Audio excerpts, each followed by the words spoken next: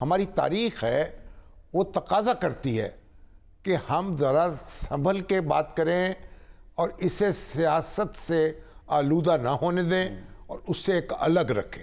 और अगर इसमें वही मामला होगा कि पीटीआई जो है पीटीआई वर्सेस अदर्स शुरू हो जाएगा मामला, और तो फिर उलझाव पैदा होगा और उसके वो नताइज नहीं निकलेंगे जो हम समझ रहे हैं कि निकलने चाहिए। शामी साहब, आप इसी शो में एक दफ़ा फरमा रहे थे कि जी अगर आगे बढ़ना है तो उसके लिए बाज़ औक़ात पीछे भी तो नहीं, वो जाहिर है कि उसको सबक तो हासिल करना होता है ना। हाँ। जब वबा देखें, वबा फैलती है ना तो वबा का मुकाबला और तरीके से किया जाता है।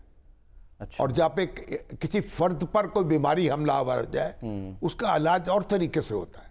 अच्छा, वो तो फिर एक वैक्सीन लगानी पड़ती ना आपको बहुत वसी पैमाने पर।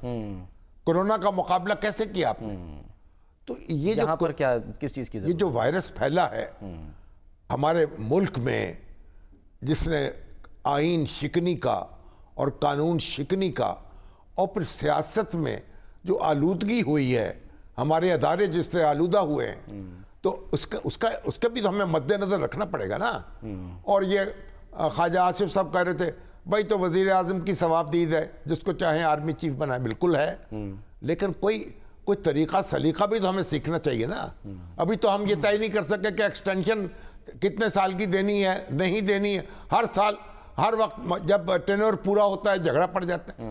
को इंडिया ने तय कर दिया सीनियर मोस्ट जो है वो आर्मी चीफ होगा, तो आपने सुप्रीम कोर्ट में तय कर दिया कि सीनियर मोस्ट होगा, तो हमें भी कोई इंस्टीट्यूशनलाइज भी करना चाहिए ना चीज़ों को।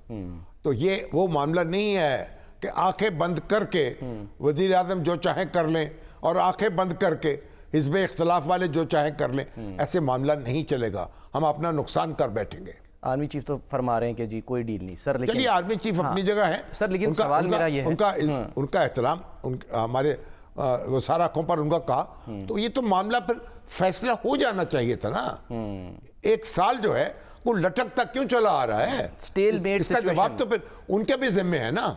Stalemate situation. शामी साहब, ये कहा गया कि जी सिद्दीक़ दिल से माफ़ी मांगे। तो बात की बात है। जज ज़ेबा से आपको याद होगा खान साहब ने जाके माफ़ी मांग ली थी ना, तो लोग यहाँ कह रहे हैं कि भाई माफ़ी। अब ये तो उनसे जब गुफ्तगू करेंगे, उनके साथ बैठेंगे, नॉर्मल हालात होंगे। अभी तो वो जेल में है, हम जाके को बराह रास्त उनसे बात कर नहीं सकते। कोई कुछ कह देता है उनके बारे में, कोई कुछ कह देता है। अभी तो यही मालूम नहीं हो रहा कि मरवत साहब से क्या कहा और दूसरे से क्या कहा।